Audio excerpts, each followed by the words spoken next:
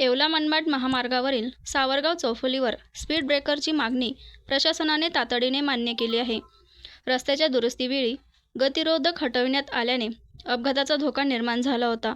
याबाबत स्वारीपचे नाशिक जिल्हाध्यक्ष महेंद्र पगारे यांनी प्रशासनाला निवेदन देत 10 ऑगस्ट रोजी रास्ता रोको आंदोलनाचा इशारा दिला होता. तहसीलदारांच्या सूचनेनंतर सार्वजनिक बांधकाम विभागाने आज 8 ऑगस्ट रोजी सावरगाव येथे स्पीड ब्रेकर बसवण्याचे काम सुरू केले. प्रशासनाने मागणीची दखल घेतल्याबद्दल महेंद्र पगारे यांनी अधिकाऱ्यांचे आभार मानले असून 10 ऑगस्ट रोजीचे रास्ता रोको आंदोलन स्थगित करण्यात आले आहे. येवला मनमाड महामार्गावरील सावरगाव या ठिकाणी पूर्वी स्पीड ब्रेकर होते, गतिरोधक होते, परंतु नवीन काम झाल्यामुळे ते काढून टाकण्यात आले होते.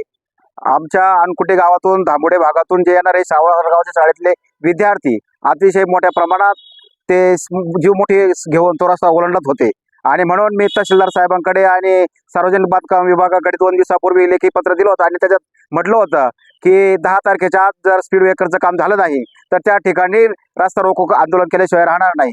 परंतु तहसीलदार साहेबांनी आमच्या निवेदनाची दखल घेतली आणि तात्काळ सार्वजनिक विभागाचे अभियंता यांना लेखी पत्र काढलं आणि आज सार्वजनिक बांधकाम विभागाचे अभियंता चौधरी साहेब यांनी त्या ठिकाणी भेट दिली आणि मला बोलवून घेतलं आणि पाहिजे त्या ठिकाणी 2 ठिकाणी स्पीड ब्रेकर त्यांनी टाकून दिले आणि होणारा भविष्यातला अपघाताचा धोका हा टाळला गेल्यामुळं आम्ही समाधान व्यक्त केलं आणि 10 तारखेला सोमवारी होणारा जो रस्ता रोको होता तो आंदोलन मी स्थगित करीत आहे.